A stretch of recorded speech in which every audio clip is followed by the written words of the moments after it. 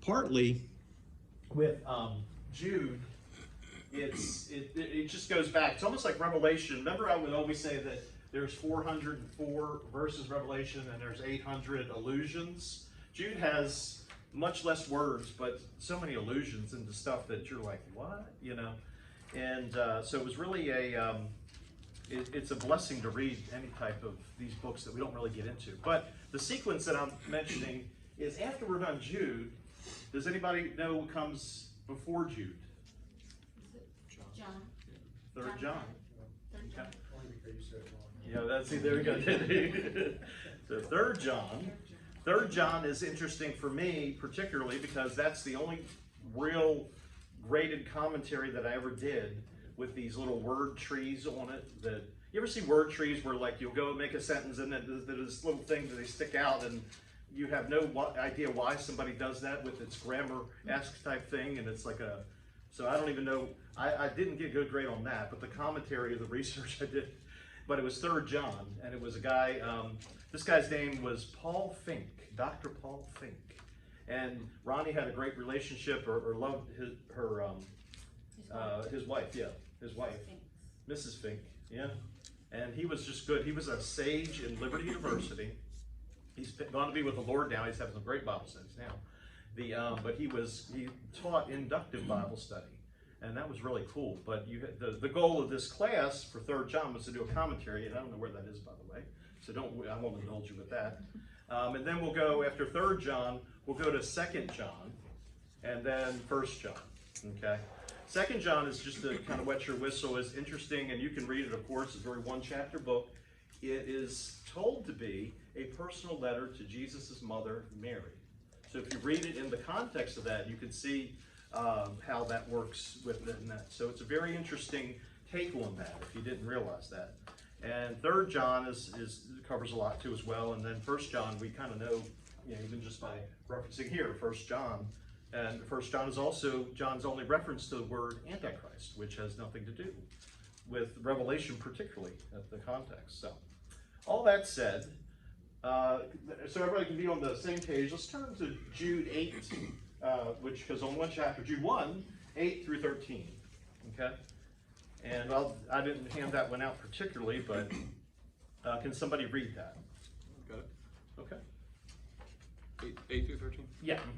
In the very same way, on the strength of their dreams, these ungodly people pollute their own bodies, reject authority, and heap abuse on celestial beings. But even the archangel Michael, when he was disputing with the devil about the body of Moses, did not himself dare to condemn him for slander, but said, "The Lord rebuke you." Yet these people slander whatever they do not understand, and the very things they do understand by instinct, as irrational animals do, will destroy them. Woe to them! They have taken the way of Cain. They have rushed for profit into Balaam's heir. They have been destroyed in Korah's rebellion. These people are blemishes at your love feasts, eating with you without the slightest qualm, shepherds who feed only themselves.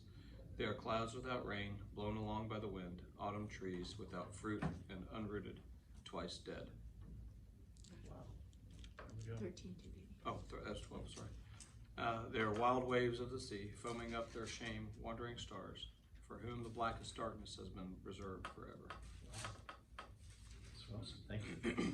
Now, you mentioned love feast. They don't mean like a holiday feast. If you catch, what do you think love feast means, just to be truthful to the term? What do you think that means? Lusting? Close. Well, I mean, very close, actually, but another word with an O that we would use for it. I mean, Orgy? Yeah, exactly. Yeah, so when they say love feast, they're talking orgy. So don't put it no rosy glasses there, for sure. Right. So, The one that stick out for me was what Michael, the angel stood out. But Yeah. the words twice dead, the meaning like the dead in the body, dead in the spirit. well, if you think about it, you die. There's a good sequence of good to put on here. Here it is. If you're born twice, you die once. Okay. Why do I say that? What's that mean? If I'm born twice, you die once. What does that mean? Flesh and the spirit, right? Yeah. Physically born and then Yeah. born again. Yeah, exactly. But then the opposite is if you're born once, you die twice. Now, what do I mean by that? Yeah, exactly. Because it is, you have spiritual death plus physical death. So you have spiritual birth plus physical birth, and you have spiritual death, So, and this is kind of way off topic, but Jesus talks about the key to be born again is being born of water and of the Spirit. When he talks of born of water, what does he mean? Our body. Yes. Body. Good deal. All right. And even just, that's a good point, because we're 90%, 95% water. So he's talking about that. The other kind of context too is the lady who is having a baby. I have no experience in this at all. Is her water breaks, and we say that all the time. So we go in, the water breaks, and that's kind of with the water in the body and all that. So Jesus is saying, we're talking about angels and everything. That's why angels can't be saved. They're not born of water. We are. You see, so that's why humans that are here on earth are the only type that can be saved. Now, animals, you could argue, but animals are birthed all different ways, but a consistent birth and things of that nature. So that's how we know that humans are special and are the only ones that can be born twice, you see. So that's the idea. So a lot of people will think animals are saved, but I think, there's a lot of joy in heaven. Maybe it includes animals. I don't know. We know the millennial kingdom, the lion's going to lay down with the lamb. So, but certainly there's a guy one time, he said that he was convincing himself that there was no food in heaven, and that's something I totally disagree with, of course. So we don't want to go down that route, because we have even the tree of life sitting up there to eat, and it replenishes, So and once a month, yeah. So I mean, we have all that. But born twice, die once. Born once, die twice. And spiritual death, we learned at the men's conference, and this is probably known to you as well, is that the true hell is separation from God. It's not really, the flames are there because Jesus says there's flames, and we've talked about other places like holding places, but the idea is eternal separation from God is the true hell, because you don't have that. God's hand is totally off you. It's not even like you're unsaved here, because there is some sort of protection, but hell is a place of torment, number one, because God is not there. It's eternal separation. So that's the key. We want to go in there too. So, we went over how Michael in Revelation 12 could have easily defeated Satan, because he did. It says in Revelation 12, him and his angels, they went against Satan's armies. Number one, 2/3 is Michael kept, and 1/3 Satan took. So naturally, by that, it seems numbers defeated, but they defeated. So Michael was not afraid of Satan, but he knew his place. You see, so he went in, he humbled himself in a sense, because he had definitely had the power over Satan, and we have the power over Satan technically. But who do we give it to? We give it to the Lord. You see, so he knew his place. Michael had authority to combat Satan, and you have authority to do the same. But that authority is given by who? Jesus. So, but that's a key thing. There are denominations that'll claim you got to claim your authority. You got to claim and there's nothing wrong with that in a sense. But we want to be clear. Michael had all the authority, and he referred always to the Lord. The issue is that not really what we have. It's, are we referring back to God and dependent on Him and trusting in Him what He's going to do? It reminds us of the power of the name of Jesus. Yeah. Yeah, exactly. It's like, hey, let me cut off you for a second, lifeline of power and strength, and I'll go take care of this. So or how many times do we do that? Exactly.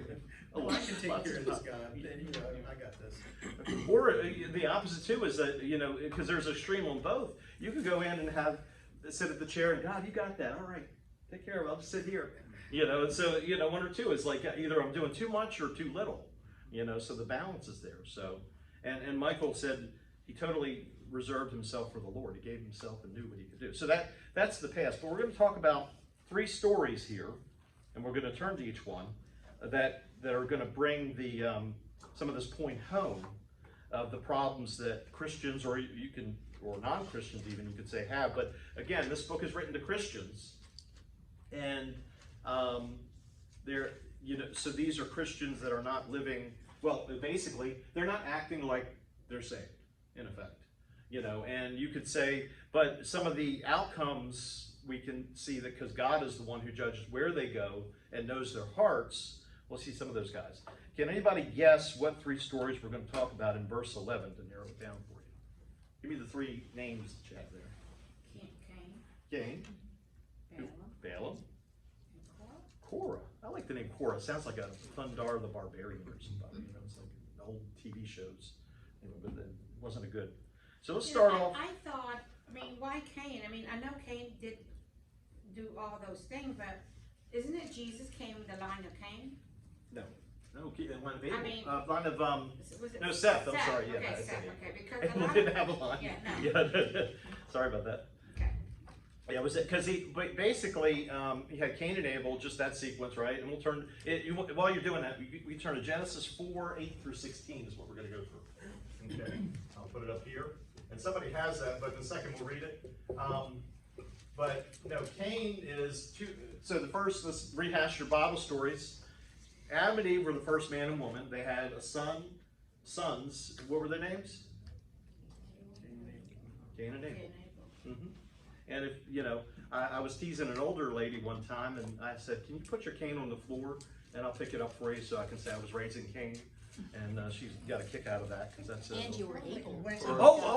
Yes. Thank you. She We should put on the ground like she's able. somebody to keep an eye on. Just had to beat each other by 3. But yeah. So. I got a weird story, but I'm not going to say it on here because you record. Oh, okay. No, why not?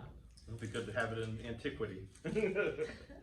So so we have Cain and Abel, and then to Ronnie's point, we'll talk about them specifically in a second. They had Seth was a third son. So they had 3 sons. And if you looked, what I thought was kind of neat, I hadn't seen it in our text, our group text for Sunday school. We have how those sequences I've never seen it, only in that chart, where the timelines, it shows how they extend through the thousands of years. So if you go in there, I don't know if I sent that to you, but we'll send that over to you. And we'll go in and we'll go, and it shows how the timelines and everything looked and everything, which is kind of cool. And it shows some of this stuff here. But who's got Genesis 4:18 through 16? 8 through 16, I have it. Okay, cool. Now Cain said to his brother Abel, "Let's go out to the field." And while they were in the field, Cain attacked his brother Abel and killed him. Then the Lord said to Cain, "Where is your brother Abel?" "I don't know," he replied, "and am I my brother's keeper?" The Lord said, "What have you done? Listen, your brother's blood cries out to me from the ground. Now you are under a curse and driven from the ground, which opened its mouth to receive your brother's blood from your hand. When you work the ground, it will no longer yield its crops for you. You will be a restless wanderer on the earth." Cain said to the Lord, "My punishment is more than I can bear. Today you are driving me from the land, and I will be hidden from your presence. I will be a restless wanderer on the earth, and whoever finds me will kill me." But the Lord said to him, "Not so. If anyone kills Cain, he will suffer vengeance 7 times over." Then the Lord put a mark on Cain, so that no one who found him would kill him. So Cain went out from the Lord's presence and lived in the land of Nod, east of Eden. You got the nod to do that, right? You got the nod. Go for it. Yes. Now, could you read 17? I just want to get that out in the open as well. Sure. Cain lay with his wife, and she became pregnant and gave birth to Enoch. Cain was then building a city, and he named it after his son Enoch. To Enoch was born Irad, and Irad was the father of Mehuel, and Mehuel was the father of Methuel, and Methuel was the father of Lamech. Okay. All right. And then just in 22, we can, if you read down there, you don't have to read it, but there's somebody called Tubal-Cain, who, if you notice, was in Roland Emmerich, I think it was Roland Emmerich's Noah. That was actually the main bad character of that. And some of that stuff was good if you see it, but some of that stuff was bad and not biblical. But Tubal-Cain, what I want to be clear is that Cain's son was Enoch. It is not the Enoch that we know that was walking with the Lord. This is a different Enoch. This is an entire line that is Cain's line. Because you wonder, but nothing is going to come out of it of profit, so to speak, except trouble on the earth, in effect. So I want to be clear, because I've had people come up and say, hey, Cain was the father of Enoch. How'd that happen? God's grace, and try to twist a little bit of the story, but later Enoch is another one. This is his, Seth had in his line, that third one we talked about, had Enoch, the one that we trust. So I guess they, I think his death shall bring, I think it was, there's a name, Enoch was a blessing type of a name situation. So he was like looking for that blessing on himself after that. So we're looking there. But here's the biggest question of any apologetics. Who was Cain's wife? I'm Okay. sorry, I didn't hear the question on that. Who was Cain's wife that he had the baby with? Who's it that? I was thinking that between the ape and Cain, Mhm. okay, how long did they live? Oh, that's true. Yeah, we don't know. So, can it be Eve have another daughter Possibly. Let's see if we before can. all these happened? Let's Ada see. and Zillah. Yeah. Because we don't know, but they're the first human being. It didn't say anything about, the focus Right. was on Abe and Cable. Well, yeah, Cain and Abel. And so Cain apparently, I think, was the firstborn, and then Abel was the brother. So, but on that note, let's look, if you want to know the answer, you can look in Genesis 5:4, because that's a big thing that people are like, who did Cain marry, right? And Genesis 5:4, if somebody wants to read that, since we're asking that question, I didn't plan to do that. After Seth was born, Adam lived 800 years and had other sons and daughters altogether. Adam lived 130 years and then he died. So in effect, so let's think about it this way. We had went over, why was Noah separated from the rest of the world? Do you remember how we talked about that? Why was Noah separated from the rest of the world and picked out by God for two reasons, and then to kind of take the 8 people on the ark? Do y'all remember that conversation? Why was Noah centered out, so to speak? He was a good person. Well, he certainly was. Yeah, he was a righteous person. But I want you to key in, it talks about he was the only one with pure genetic code, so to speak. Okay? The wording is not only to deal with goodness, but it has more to do with physical place. So the point being is that Noah did not corrupt themselves. Because we just read, remember Genesis 6, that the angels came in, were corrupting the whole human race. And it's indirect evidence because they were put into the bottomless pit, like we talked earlier in Jude, right? What came out of the bottomless pit in Revelation 9 was how many locusts? We kind of know that story. Thousands. I mean, they had a king over them. So the theory is that, which makes sense, these demons were reserved for the day of the Lord, which the Bible says, and they're let out, these locusts were, in whatever shape they were, apparently related to are the demons likely that were bothering people and coming down to Genesis 6. You see, does that make sense? You get what I'm saying? You picking up what I'm throwing down? Okay, just making sure. Okay, so that's the idea, is that so there was a lot. The point really you can get there is, we think that there were 6 angels, and they just kind of came down. Hey, what's up, guys? Or ladies rather. But there were actually thousands of, to really corrupt the genetic pool, so to speak. And if they were to corrupt the genetic pool, what was the goal of these demonic beings? They had lust and everything, and that's really what some of the context is for, because we're supposed to to be stable, have one woman, one man marriage and things like that, and that's kind of like his outer practical point. But what was the issue? What was Satan trying to do with his demons to let them marry and have children with the other women? Stop the birth of Jesus. Exactly. Yeah. Stop the birth of Jesus. So he was trying to corrupt the line. But God, somebody said, Because he does not know where the line is, where and all that. right. But so he corrupted So he everything. appeared at a certain time in history, in Bible history, Right. even a history to try. Well, he's tried that a lot of times, but Yeah. this particular time, he said a lot of things going there. Yeah. But I always like, Somebody mentioned this. One of the preachers said you can see God going up in heaven and say a lot of these history things. Now, guys, watch this. I got something. So and apparently God did have a protected line for Noah, because that is the line that Jesus came through, technically. So because that seed that they're talking about in Genesis 3. So Noah had the uncorrupt, and also he was uncorrupt in behavior as well.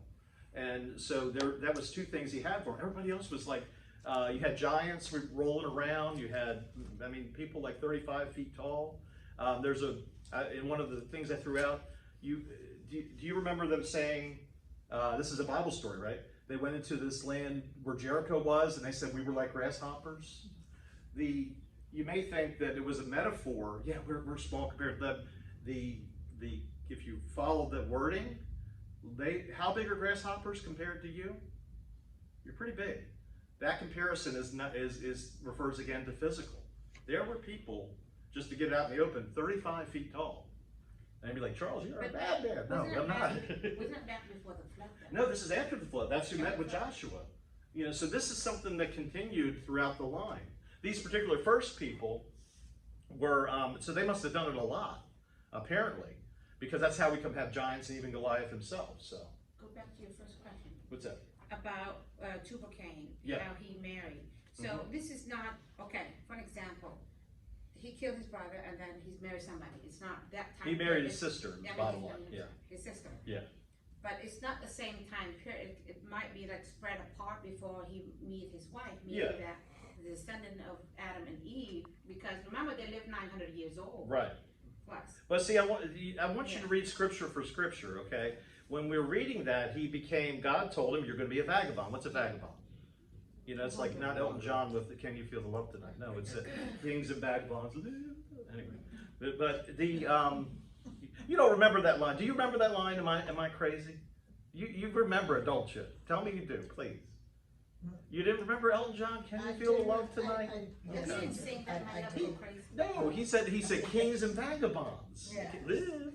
It was like Lion King ad nauseum every time you turn on the radio. So anyway, but I digress, right? So, but vagabonds are they are nomads in effect. So he was wandering, and he had to wander for a bit, and then maybe he came back. It makes sense that nomads do have a pattern. So he maybe came back near the land, and that's where he married his sister. So that's the inference, basically, there. So that's what that is. And I also want to put out something, too. These giants and things that this here we're talking about, I mentioned a second ago, they weren't giants of... so giants are genetically, so to speak, impossible to have. Because think about a giraffe. Giraffes have the largest heart, I'm told, because it's got to get blood all the way up to the head, okay? So physically, there's a lot of things that cannot happen to make gigantic people. So what my point being is that these people do not look like, I don't know, the Disney giant, and who are pretty just like you, but just only bigger. These people are deformed and defective, mutagenic type things literally, that can likely speak, because they were, and so the disproportions, one of them, we get indications, Goliath's brother had 6 fingers on his hand. And if I actually looked that up, and in the same thing, I looked at images on Bing, I think it was, and when they're deformed hands and they have 6 fingers, it's like the finger is here, and then so this is all deformities due to mutagenic involvement. So this is not divine, is my point. Was it there's a Noah's movie about the giants? I didn't see the movie. Yeah, they have some giants there that are made of like a rock or something. Yeah. C.S. Lewis and also J.R.R. Tolkien also refer to these things, and they're not just putting them as metaphors, or they were actually giants because they followed the history of these guys. So I don't want you to think that these are proportional giants. These are really some crazy things, because and that's the lie of evolution. Just throw that out too. Is that even of X-Men technically? I can't believe I said that. I love X-Men. But anyway, the mutations perform to get better through evolution. Evolution is real, but the mutations actually degrade the line. Okay, That's science.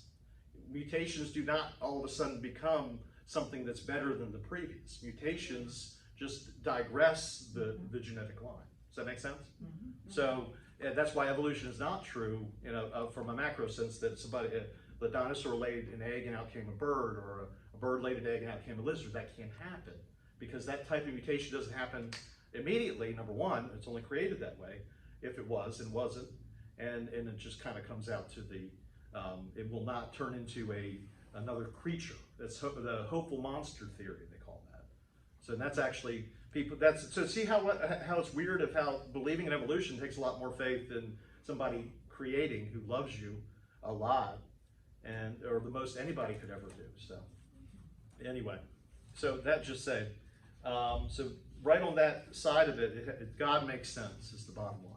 You know, if people sit down and have an open mind, they realize which takes more faith, evolution or God, believing in God. It actually takes more faith to believe in evolution. You just need a little faith with God, and He's going to accept you, right? So anyway, so Cain got his wife from his sister.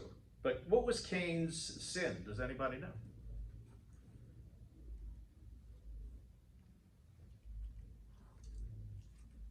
I mean, other than killing his brother? Yes, yeah, good call out there. Yeah, what was Cain's sin? Yeah, that killing.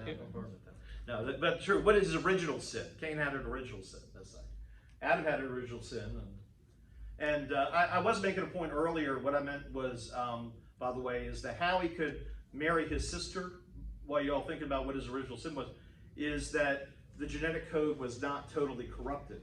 So now if you marry sisters and brothers, and you get some mutations that won't work out, but you had a purely created Adam and Eve, get it? And then this was only the son, and then also the daughters were purely just from that perfect genetic code, and thus you could do that. You can't do that now because we're just, there's a lot of things that happen, so. Well, they tried to grow a baby outside the mother's stomach. Oh yeah, it doesn't work out. So I get it anyway. I would say Cain lied to the Lord, because he asked, "Where is your brother?" Okay. He said, am I my brother's keeper? So he was prideful of like, why are you asking me, Lord? Yeah, that's right. So he was trying to hide that. So. Interesting enough, gangster movies, they always use, when they talk about your brother's keeper, they just shoot their brother at the end of the show, because they said, I'm a brother's keeper, and they say, yes, I am, and all this, it was like New Jack City back then. Anyway, but yeah, you're right, is that he was lying to the Lord, like he was saying, we're supposed to watch each other's family. But why did Cain even consider killing Abel? Jealousy. Pride. Yeah. What did he do? What was that original sin of his? I know we didn't read it, but Offering. what was he offering? Yeah, he didn't give as much. I'm trying to think offhand if it was the wheat, or he didn't give as much the offering. He didn't give all of his offering. Oh, that's good too. Yeah, that's a good point. Something along what Chelsea. Yeah, I'll put Yeah. Farmer or something like that. He was That's right. I'll definitely kept a lot of it away, whereas Abel gave everything that he had. Oh, he certainly did. offering Right. to the Father. Okay. Well, he didn't give all of it, but what did he give? Well, he gave fruit. Okay. Okay, Fruit. Yeah. Right. He gave like fruit. I think vegetables were in there, right? Yeah. Right. I think he's a Vegetables. farmer, kind of like a farmer. Yeah. Is that what God asked for? What everybody did. Yeah. Yes, whatever I did, yeah. But he didn't give all of it too, because I'm sure he had an abundance, right? He didn't give all of his fruit, and he gave the best of it. I would agree there. I think the Bible even says that, but he didn't give all, to your point. Maybe give all the fruit would be good. But what did God say to do? It doesn't say here, but you think like a fattened calf or something. Yeah, that's what Abel did. Yeah. So you can see what you were supposed to. So sometimes it's easy to see what you were supposed to do when the guy that didn't do what he was supposed to do by looking at the guy that did do what he's supposed to do. So the guy that didn't have any blame, so to speak, was Abel, because he was able to go in and bring offering to the Lord that he was put there. And what the fatling calf was, we'll find later more specific in the law. What was that to represent? Either way, who was it? First fruits. The first fruits, but also what will eventually be the entire sequence of sacrificing lambs and things of that nature. Who was that supposed to represent? Christ. Yeah. So Jesus, think about it this way. Do you remember a story of Moses? He didn't go into the promised land because he hit the rock instead of speaking to it. You remember that thing? It wasn't that. It was this. It was process oriented. Okay. It was pride and all, and it's included there. Disbelief. All that is under that. But God, it was in effect disobedience. So God had told him to speak to the rock, and Moses got angry with Israel in his own person. Again, this is really the point of Jude. People that go in their emotions and not by their obedience and do what God says. We learned about this all weekend. As a lot of families and husbands and wives will go and argue with each other on emotion versus not looking at, as particularly as a husband, as like, yeah, your wife, the thing is at her worst, you loving her and being there with her is the true love unconditional. You know what I mean? And thus, that's really what it is. And emotions shouldn't matter in that sense of we need to go and focus on God's word is much higher than emotions. Emotions are like the surface level stuff, so to speak. And we would agree. Other than when our emotions are really heat up, we would say when we're calmed down in our emotions, oh yeah, emotions are really surface. That's be the first thing we say until it's our emotions, and then we kind of get really, and then think they're really important. But the deepest level of anything is God's word. So scripture and things like that. So God's word to Moses was speak to the rock. He hit it because he was angry with motion, and he didn't go into the promised land. The same thing here. God told them as a rule to go in and give the first calf, like Abel did, and Cain gave what he thought he should give. He was a disobedience. But really, and if you didn't catch it, you know God loves analogies. You know God is like throughout Scripture, everything's a symbol and analogy. Even an argument in the first church, like sequences of what symbols should be in the church, like the cross or something like that. So when Moses did his rock thing, he didn't listen. God and when he would speak to the rock and living water would come out, it was akin to what Jesus did with the woman at the well. Living water comes out. That was an analogy he was going to fulfill. Moses destroyed all that plan. Same thing. Cain and Abel were supposed to be bringing calves that they loved. Cain didn't do that, so he destroyed that analogy. And Abel had to die because of his sin of jealousy, like we said. So what I'm saying is, does that make sense to you? You see what I'm saying? Is that in reality, when we go in, the sin, and this is why Jude even brings this up, is that when God has a process, okay? If we start putting our own processes in it, then we screw up what God was trying to do. And in effect, it's like we were talking about before. We try to help God, don't we? We say, God, I can do it a little better. Great point. Abraham, right? He said that with Hagar. Oh yeah, God, we can do it. We're tired of waiting. Hagar, come on, man, you promised. And then we get Esau, a whole other thing. No, it's his wife push him. Yeah, his wife he pushed can him. say no. He didn't say no. That's very passionate emotion there. So just saying that. So we saw some movies on that. But the idea is God has a process. And so bringing it practical in your life, whenever there is a sequence of things that God is bringing into your life, has put you through, that you have to go through to be where you are today. I was talking to somebody at the men's conference, and they did not have a Christian family growing up. Or they were like, they said they were Christian, nominal Christians, right? And really didn't act like Christ. The point being is that I told him, I said, you praise God for that because are you a Christian now and you love the Lord? Of course. That process had to go through, and as much as we hate it, it has to end up where you are now, growing in the Lord. If you had Christian parents, maybe you would have rebelled and never been saved. We've got a lot of what ifs there. But the idea of where you are at now, specifically sitting in this seat, is you're on the journey that God has put you on, because you're on the right journey, because you're coming here to learn about the Word of God. And you're yourself, I'm sure, looking into it and loving the Lord and the things that all go with that. So don't be saying, oh, I wish I would have grown up in this or did that. God has in there. So you would have, if it was up to you, like Cain, it was kind of up to him, a little bit of a choice, he messed up the process. Aren't we glad that God kept the right process to get us where we are today. You see what I'm saying? So God had a process, and Cain messed it up, and a lot of people in Christian, you ever heard of some people that leave the church because the color of the carpet, or the piano and the organ are on the different sides? They messed up the process because God said, okay, maybe there's I heard a story where if they didn't switch the organ and the piano, something was heavier than the other, and actually it would have fallen through the floor. So they had to switch it, and somebody got mad at that. They would have loved to just something fall through the floor, make a hole in the church, versus just do the right thing, you know. So the point is a lot of people go in and process part of it. God said to do this, and it comes down to obedience, right? Yeah. As well. I'm thinking the process is mercy and grace. Okay. The process, because in the book of James talk about, but he gives more grace. Therefore, he say, God resists the proud, Right. and he but give grace to the humble. When you think about our life, it's grace, and I think here is that because when you look through the scripture, bless you, the Old Testament, New Testament, bless you. Even our life is a lot of grace that he gives us. Yeah.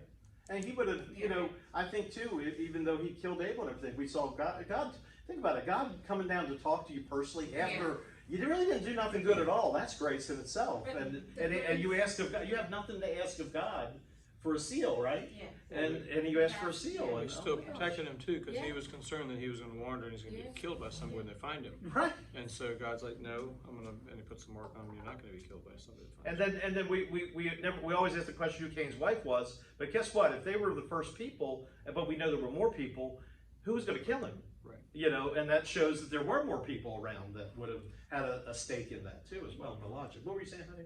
No, it's just what Jason said. Okay. It's just the grace. Well, which is what we need to think about when we ask God for that grace, you know, and we count on that grace from our Heavenly Father. You know, that's our job too, to provide that grace as Christians walking on this earth. Yeah. You know, and keeping in mind those people's stories, like the gentleman that you met this weekend. Yeah. Yeah. You know, who had a story, or, you know, the neighbor who's grumpy all the time, you know, just kind of keeping that in mind that, you know, we need to give that grace and we need to give that constant love too. Yeah. Then we go in and that's the thing is that, you know, and the problem is you heard this in the main session. If we go, Jesus said, if we give grace and love to those who give grace and love to us, what profit is that to you? Remember? He said the unrighteous do that. He said the Gentiles. But then he said, you know, if you're giving grace and love to somebody who doesn't deserve it, like he did to Cain here, then basically that's the true grace, and it's also true righteousness that Christ has shown through you, to your point there. You know, so it's amazing that, you know, we almost want to be nice to people who are nice to us, and that's just what we do. You know, it's easy. Yeah, it's easy to love those that love you. Exactly. They're mean to me. I don't want to be nice to them. They deserve my shunning. You know, not that, you know. But one of the things too, if you think about it though, is sometimes if we're shunning somebody, we think it means something to the mean person, but technically he or she probably doesn't care. You know, and that's another thing. I think it's more of a heart issue. If somebody that is so hateful and we have a hard time with them, is then we have to go to God and ask God for that forgiveness, because we hold something against them. Yeah. So that we ask for grace, so that we cannot forgive the person from our hearts. Right. But we can have Jesus come in our heart, and you know, like Philippians 4:13. Okay. And so when we continue to ask that, He will help us to forgive. Right. So mostly our heart. It's a hard thing. Yeah. So, but the example Jude is giving basically is that sometimes people are doing what they want to do, and that's the bottom line. What Cain did, he did what he wanted to give. He wasn't listening. God had a plan to use the lambs as a symbol of Christ, basically. And he said, no, I want to give the vegetables. And I didn't give all my vegetables, to your point, but I did give my best ones. And that was later in the law that would have been a great thing. But he said, this sacrifice has to mean something. And we learned from the newest Chosen episodes that I didn't fathom myself, the lamb that they would give, in Scripture, it talks about you actually bring that lamb into your house for 5 days before you kill it and name it.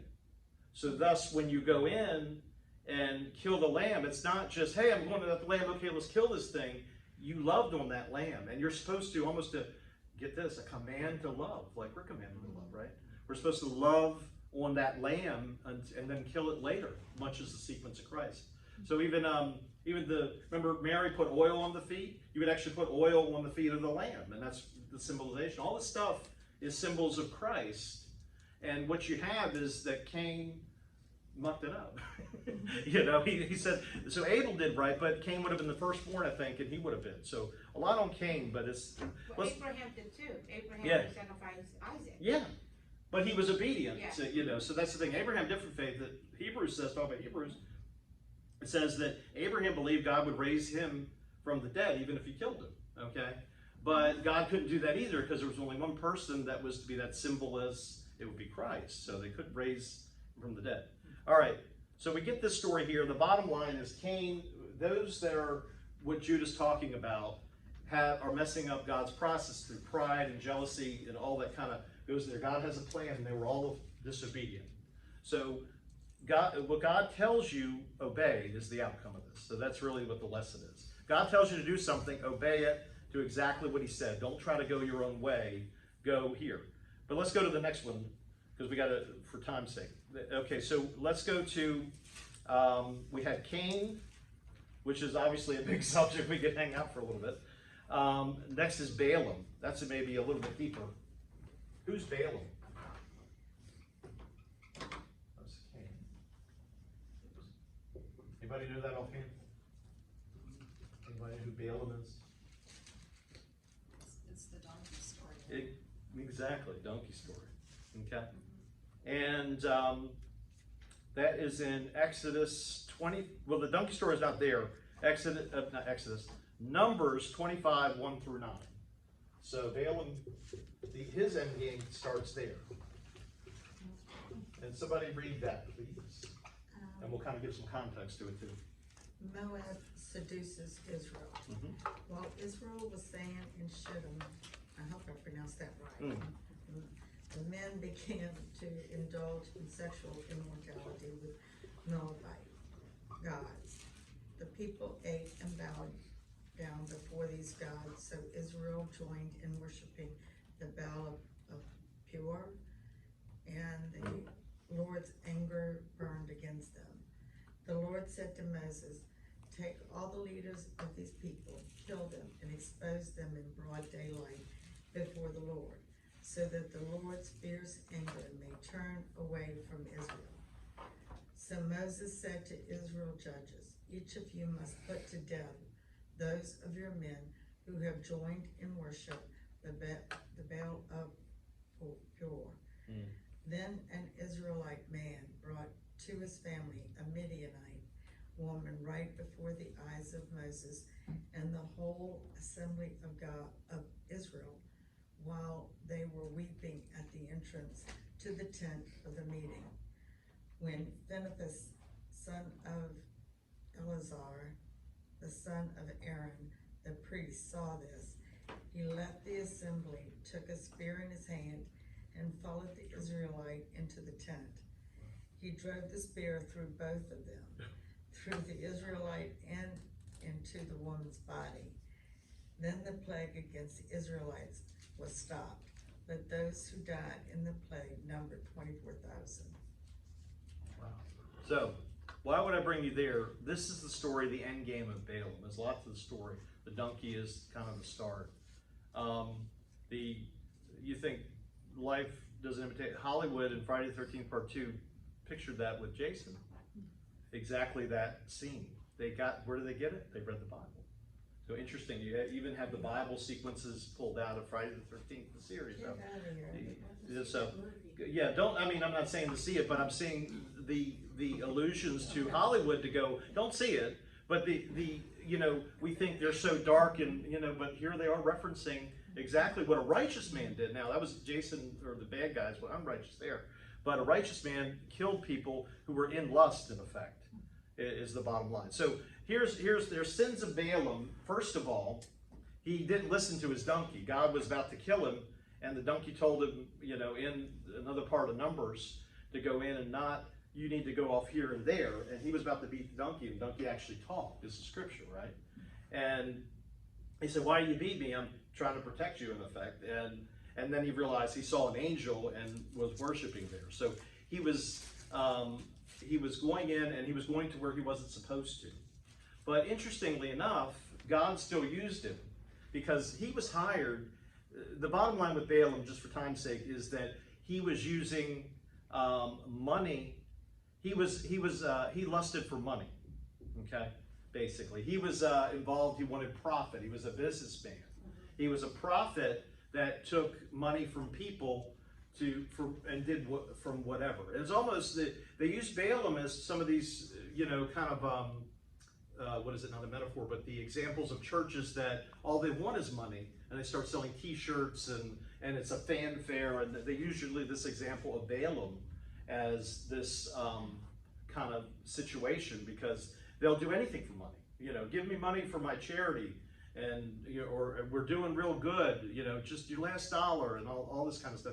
We kind of know the televangelist persona that we go, give it right now, $1, I need $1 from everybody, and all this kind of stuff. And I'm not really going to use it except to buy my jet, So that's basically it. And you have even preachers named after like Creflo Dollar and Richard K. Price, who have some good preaching, but they surround it with money talk, give me money, and that's why people hate the church in a lot of cases because of that, don't they? Because that's not what they're supposed to do. Balaam took money from a pagan king to curse his own people, is what happened. But interesting, even so, what we're talking about, even amongst all this evil and badness, when he went out to go curse the people, God put blessing in his mouth, and he blessed the people.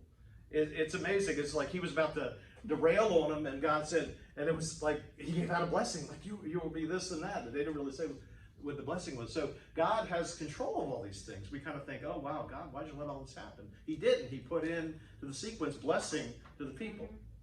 So it wasn't, Balaam was still wrong, but God took it over and made it right. Even the donkey deal, he took over the donkey's mouth and so he could protect Balaam from his own. Somebody said his own. What is it, reconnaissance or dissonance or whatever you want to put it, his own problems. The practical part is, don't we get so far into sin that we almost have to be protected from what we got ourselves into? You ever been in that situation? We go in, we make our own problems, and we don't even want God to get us out because we're so right in where we are, you say? You get that? Have you ever been so right that you're willing to go to the mat for it? So you're so right that you're willing to die for it. Don't be that way. God wants you to keep an open mind. What you need to do, whose word do I need to go and die for? God's word. You say, that's the only word to die for because it's truth. Our truth is messed up and corrupted at times, you say. So the point being is that we need to go to the mat for that. Balaam was for his own word doing that. He also, and this is where we ended in this 25, in Numbers 25, he caused the children of Israel to sin with other religions. And this Baal Peor, or whatever that we read in that sequence, we kept mentioning it. When you went, basically that was lust. They were going in and saying, go, not only just kind of like what they were doing back in Genesis 6 with the angels, just come down and just don't worry about being married, just go over to these guys, they're free. And when you went to the oracle of Baal, or Baal, you would go in and actually have to, like, they have prostitutes in the temple, prostitutes, and you would actually sleep with these prostitutes until you would get the answer that you seek, or they say you can go. So you're almost trapped in that sense. So this is what that priest did. At the end of that, he ran people who were committing adultery, fornication, all through. And so this is all caused by Balaam because he said that was okay to do. You say, so that's the idea. So this is the sin of Balaam, is causing people to go into lust for many things, like money, particularly for it was his initial sequence that, what is that, money is the root to all kinds of evil? That's where the principle came from. He started off with lust for money and it led to everything. And how many people died at the end of that? 24,000 people. So imagine, you'd be at the bottom, you're like, thanks, Balaam. Really? And they didn't know what they were getting to either, but Balaam kind of put lust for money and really it went to all kinds of evil, all evil. So, not that money is the root of all evil. Money is amoral, right?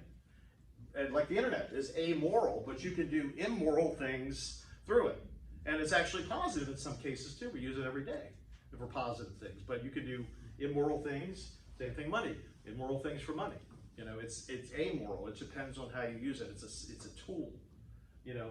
And you in your own problems are gonna either use it for good to fix your problems, or you're gonna use it for bad to make more problems. So that's the idea. So anyway, that is Balaam. And the donkey story is really the coolest, one of the coolest things in the Bible. He says a couple sentences. So donkeys can talk. I don't know. Never thought. One guy. Angel opened his mouth to talk because of what he saw and everything. That's right. He saw everything. But there was a guy got saved by that story. Believe it or not, he was in. He said, if God can make a donkey talk, He can make me do something. You know, and that's what he said. He said, I'm sure. You know, so. You know, and then he was just newly saved, so he says, I've always been a, you know, you gotta insert the blank, so I won't get that on tape. No, anyway. But last one is, what we probably heard the least of is Korah. Okay, and there's whole stories behind here where we're just kind of recapping. Somebody have Numbers 11, 31 to 35. Funny how they're in the book of Numbers. But... So who is that? Got it? Yep, got it. Now a wind went out from the Lord and drove quail in from the sea. It scattered them up 2 cubits deep all around the camp, as far as a day's walk in any direction. All that day and night, and all the next day, the people went out and gathered quail. No one gathered less than 10 homers. Then they spread them out all around the camp. But while the meat was still between their teeth and before it could be consumed, the anger of the Lord burned against the people and struck them with a severe plague.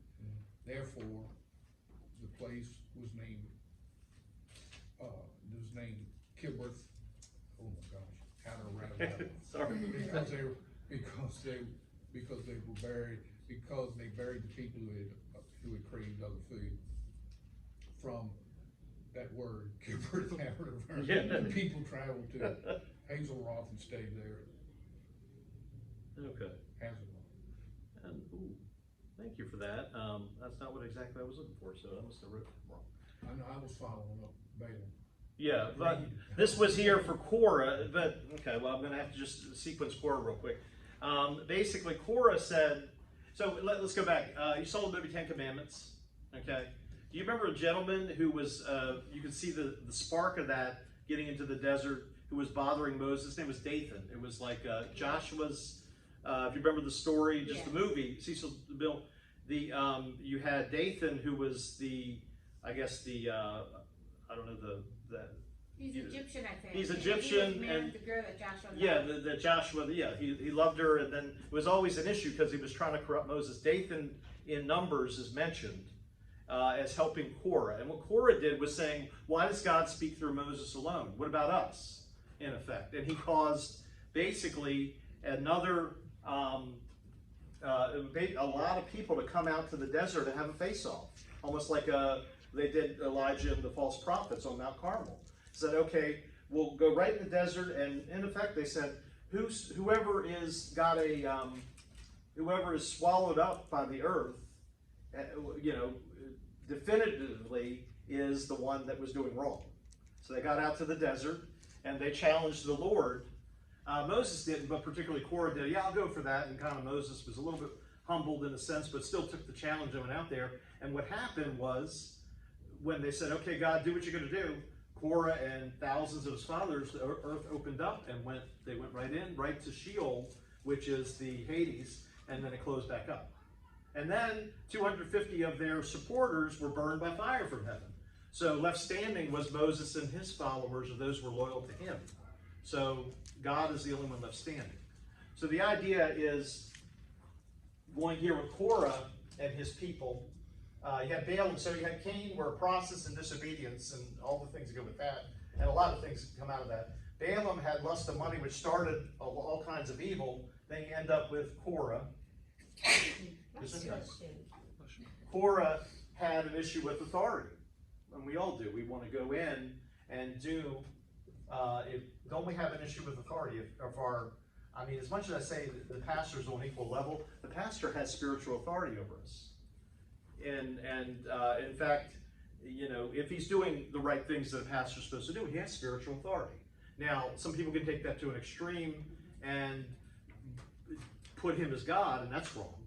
But there is authority in the church. There is authority that we have. But if, again, to the point, going back to Michael, we started out with, if we misuse that authority and say, I'm over God, I want to do my own thing, then, you know, you'd be like Korah and you're swallowed up in the earth. So all these people that are having problems in Jude had problems, bottom line, with disobedience, lust, and especially for money, and authority. So the takeaway for today is, don't you have a problem with, in effect. God is the ultimate authority. God wants us to use money wisely, and he wants us to thoroughly obey him and his process that he has for us. So that is where we get from that. Because those people, though Christians, they have all these issues because they don't do what God said and want to do their own thing. And that's the problem. That's how unbelievers have the same thing. I don't want to listen to God. I want to do my own thing. That's what puts you in hell, is your own thing. Because God had to give you a great thing. And I've got a little pullout here that actually speaks about him here and says, warnings. You know, Korah's story gives us numerous warnings. Don't let the desire for what someone else has make you discontent with what you already have. Don't try to raise your own self-esteem by attacking someone else. Yep. Don't use part of God's word out of the context to support what you want, rather than allowing the entirety of its message to shape your desires. And don't expect to find satisfaction in power and position. God wants to work through you in your present position and will promote you if doing so will accomplish his purpose. Exactly. So that one of the 10 Commandments is covetousness, right? And that means you're not content with what you have. You want what somebody else has, and that was the bottom line what happened. So, yeah. So that is our three stories, and you know, we added a little bit more to Cain and some context, but the idea behind all this is that we don't want to be like these people. We're not like these people. We have the power of the Spirit to resist all of this. So that is the story. And we'll continue. Actually, this will be changed next week, believe it or not. It stayed here for a couple of weeks. We'll go to 14 and beyond. Here we go. So Making it, plug it away. yeah, well, finally, yeah. There's other things that we need to discuss on there. But who would like to close in prayer? Oh, well. Okay. Dear Father, we thank you again for an opportunity to come and spend time in your word, Lord, as we try to grow as Christians and try to be the people you want us to be and the impact you want us to have on others around us. Lord, we had no prayer requests today written, but I'm sure there are many out there, and also praises of joy and hope and peace that many of our families have with people that were on men's retreats or youth retreats or mission trips. Lord, we just thank you for all the impact that we're able to have through others and through ourselves. But Lord, more importantly, that you have worked through us. Help us to continue to grow in your word as we go to service today and be people that are pleasing to you. In Jesus' name we pray. Amen. So when is the next, will they give you guys a preview of what next men's conference is? I didn't see too much. You might have saw. No, they just did a little video saying that it's, I guess, first weekend of March again next year. Yeah. We were at a loss. Jason saw more than us because we thought it was lunchtime, and we were wondering there's nobody coming out, and we realized that an hour in, and it was a whole other speaker thing. Poor guy. I mean, a good thing you didn't find seats because you would have saved them like I thought. We're sitting up here on the ground. Good stuff. Jason and then, Yes. I heard that you guys get to know each other then. Yes. There's some weird stories. Oh, about that. they were talking all the way home in the car after dinner last night. Just It's Connor's like, why didn't we start coming here a lot of people to get 2 years ago? You know, to things this right church? sometimes, Everybody's 'cause they so wouldn't- nice. The problem is they wouldn't You leave. You know, I was talking If to we didn't have a finality there, they would have just hung and I around said, and Kanan, just I said, you know, I give them overview of spoiled the Revelation. ointment. I said, Fly in the Kanan, do ointment. you and your dad talk about it? And he said, no, not really talk study. And I asked about Caden, he said, yeah, I think his dad maybe was trying to I get couldn't, about it. obviously, And I I couldn't thought, get away from would work. be nice to but study. Oh, that was work? Revelation Okay, study. well, that's I would have good. loved to have been able to go With to the sons. retreat. and dad, Oh, father and oh, son. no, I was, oh, I okay. did Revelation No, I thought you, when because you left it with boys, work, I was like, oh. men oh, are no, into no, no, war, no, no. into fighting, That was- all these that was- things they enjoy. Yeah. Revelation is packed. Nature As Yeah. we know. Yes. Study Well, it. that's So good. I was telling Charles, I said, maybe you should Oh. do a Revelation study between just father and son. Or maybe if you, obviously don't have son, they can bring other boys to do that. Well, the thing is, Because if to you have a learn it patient, together with your son, manager, and they're not. well, I doing thought that, it's okay. I believe you're working hard. and- I love They those enjoyed boys. it. Putting They in, enjoyed it. I'm surprised they roll with me. You know, that's like I say, it's numbers game. You put a lot in, you get a lot out, or you'll get